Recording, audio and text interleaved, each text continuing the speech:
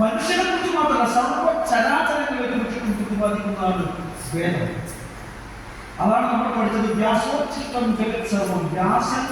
വ്യാസനാണ് വേദത്തെ വിഭജിച്ചത്. അതുകൊണ്ട് വ്യാസൻ സ്പർശിക്കാതെ, വ്യാസൻ ദർശിക്കാതെ ഒന്നും ഈ ഭൂമുഖത്തില്ല. ഈ ഭൂമുഖത്തുള്ള സർവ്വത്തിനെ കുറിച്ചിട്ടും വേദത്തിൽ പ്രതിപാദിച്ചിട്ടുണ്ട്. അങ്ങനെയുള്ള വേദത്തിൽ, യജുർവേദത്തിൽ ഈശോപനിഷത്തിൽ എന്ന ഉപനിഷത്തുണ്ട്. അതിൽ 11ാമത്തെ മന്ത്രമുണ്ട്. ആ മന്ത്രം നമ്മളെ പഠിപ്പിക്കുന്നത് ഈ ഭൂമുഖത്ത് 2 വിദ്യകളുണ്ട് എന്നാണ് പറയുന്നത്. വിദ്യാംച അവിദ്യാംച. 2 വിദ്യകൾ. വിദ്യാംച അവിദ്യാംച യസ്ത്രേതവയം സഹ വിദ്യയാം അമൃതമത്യത്ത അവിദ്യയാമൃതമശ്വന്തേ. വിദ്യയും അവിദ്യയും. വിദ്യ എന്ന് പറഞ്ഞാൽ നമ്മൾ സാധാരണ വിദ്യ എന്ന് പറഞ്ഞാൽ അറിവില്ല. അവിദ്യ എന്ന് പറഞ്ഞാൽ അറിവില്ലായ്മ അല്ല. പക്ഷെ വേദത്തിൽ പറയുന്ന വിദ്യയും അവിദ്യയും. വിദ്യ എന്ന് പറഞ്ഞാൽ വേദത്തിൽ ജ്ഞാനം എന്നാണ് പറയുന്നത്. വിദ്യ എന്നാൽ ജ്ഞാനം.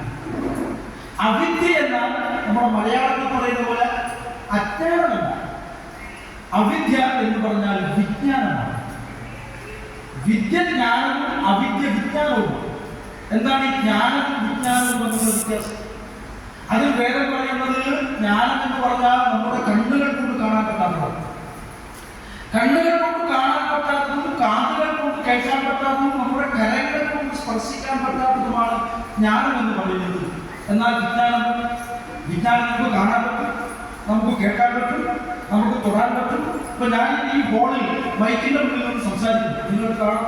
ഞാൻ പറയുന്നത് നിങ്ങൾക്ക് കേൾക്കാം. ഇവിടെ ഒരു വലിയ കെട്ടിടമുണ്ട്, നമുക്ക് കാണാൻ പറ്റും. തൊട്ടപ്പുറത്ത് റോഡുണ്ട്, തൊട്ടപ്പുറത്ത് പുഴയുണ്ട്. ഇതെല്ലാം കാണാനും കേൾക്കാനും പഠിക്കാനും പറ്റും. ഞാനൊരു മനുഷ്യനാണ്. എൻ്റെ ശരീരത്തിൽ കൈകളുണ്ട്, കാലുകളുണ്ട്, കണ്ണുണ്ട്, മൂക്കുണ്ട്, നാക്കുണ്ട്, തൊക്കുണ്ട്, എല്ലാം നമുക്ക് കാണാൻ പറ്റും. മനുഷ്യന്റെ ശരീരത്തിന്റെ ഉള്ളിൽ ആന്തരികമായ അവയവങ്ങളുണ്ട്. തലച്ചോറ് മുതൽ ഏറ്റവും താഴെ നമ്മുടെ കാലിന്റെ പെരുവിലിന്റെ അഗ്രഭാഗം വരെയുള്ള അതിനെക്കുറിച്ച് നമുക്ക് പഠിക്കാൻ പറ്റും.